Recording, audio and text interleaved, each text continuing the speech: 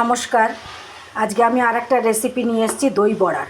হোলি চলছে, আজকে হোলি, কিন্তু আমাদের বর্ধমানে কালকে রং খেলা হবে, যেহেতু বর্ধমানের রাজা একদিন পরে হোলি খেলেছিলেন। এই যে আমি কলাই ডাল সারা রাত ভিজিয়ে রেখেছি, প্রায় আমি আধা কিলো থেকে একটু বেশি আমি ভিজিয়েছিলাম, প্রায় 600 গ্রামের মতো ভিজিয়েছিলাম। সেটাকে এখন আমি এরকম করে পিষে নিয়ে একটু নুন দিয়েছি। আর এই যে আমার বড়া ভাজা হচ্ছে, বড়া ভাজা শুরু হয়ে গেছে। বড়াগুলো এবার নামিয়ে নেব, কারণ বড়া কিন্তু বেশি কড়া করে ভাজা যাবে না, তাহলে কিন্তু দই ঢুকবে না ভেতরে। কলাই ডালটা কিন্তু ভালো করে একদম মিহি পিষতে হবে মিক্সিতে। তারপর আমি হাতে একটুখানি ফেটিয়ে নিয়েছি 4-5 মিনিট। আর এই যে বড়া ভাজা হচ্ছে, দেখুন বড়াগুলো কী সুন্দর হয়েছে, নরম নরম বড়া। আর এখানে আমি এই যে তেঁতুল ভিজিয়ে রেখেছি, তেঁতুলের চাটনি করব। তেঁতুলের অনেকে সস দিয়ে ওপরে দেয়, কিন্তু আমি তেঁতুলের চাটনি করব। তেঁতুলের চাটনিটা করে ওপর দিয়ে দেব।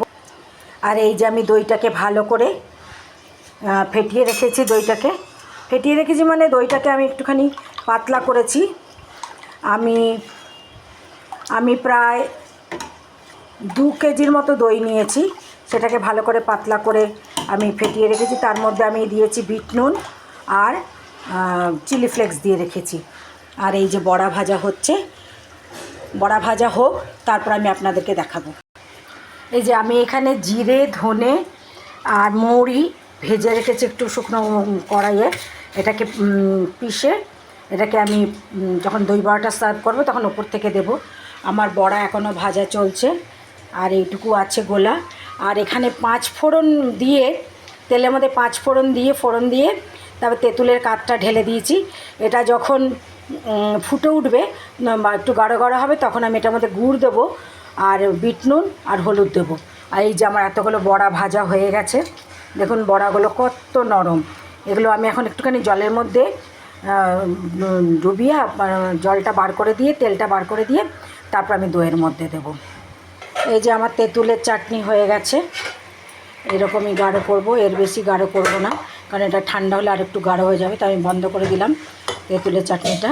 আর এই যে বড়াটা আমি এই জলের মধ্যে একটুখানি চুবিয়ে এই যে চিপে চিপে একটু তুলে নিচ্ছি। তাহলে কি হচ্ছে, বড়াটা আরও নরম হচ্ছে, প্লাস তেলটাও বেরিয়ে যাচ্ছে বড়ার। এই যে আমি বড়াগুলো সব জল থেকে ছেঁকে ছেঁকে রেখেছি। এই যে এত তেল বেরিয়ে গেছে, কত তেল দেখা যাচ্ছে বড়ার মধ্যে। আর আমি এই যে ধনে, জিরে আর মৌরি শুকনো খোলায় ভেজে আমি এগুলোকে পিষে রেখেছি। আমার তেঁতুলের চাটনি হয়ে গেছে। তেঁতুলের চাটনি 5 ফোড়ন দিয়ে ফোড়ন দিয়েছি, তারপরে চিলি ফ্লেক্স দিয়েছি, বিট নুন দিয়েছি আর গুড় দিয়েছি, আখের গুড়। মিষ্টিটা আপনাদের স্বাদ মতো দেবেন। এই যে আমার প্রায় 600 গ্রামের মতো ডাল ছিল, সেই ডাল আর 2 কেজি দই, এই যে এতগুলো হয়েছে আমার। এই যে আমার দই বড়া হয়ে গেছে। আমি ওপরে ওই যে জিরে, ধনে আর মৌরি যেটা আমি পিষে রেখেছিলাম সেটা দিয়েছি, আর একটু চাট মশলা দিয়েছি আর তেঁতুলের চাটনি দিয়ে। এটা আপনারা গরম গরম যাদের খেতে ইচ্ছা করে তারাও খেতে পারবেন, বা ঠান্ডা করে, বেশি ঠান্ডা করে ফ্রিজে খেলে বেশি ভালো লাগবে। আর একটা কথা আমি বারে বারে বলে দিচ্ছি, ডালটা যখন পিষবেন তখন একদম ফাইন পিষবেন। তাহলে কী হবে, আমি শুনেছি অনেকের বড়া শক্ত হয়ে যায়। দেখুন আমার বড়াটা দেখুন, আমি ভেঙে দেখাচ্ছি।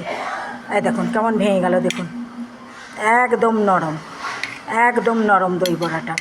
যত ভালো করে ফাইন পিষবেন তত সুন্দর বড়া একদম ফুলবে বড় বড় হয়ে। এগুলো এবার দইয়ে রাখলে আরও বড় বড় হয়ে ফুলে যাবে।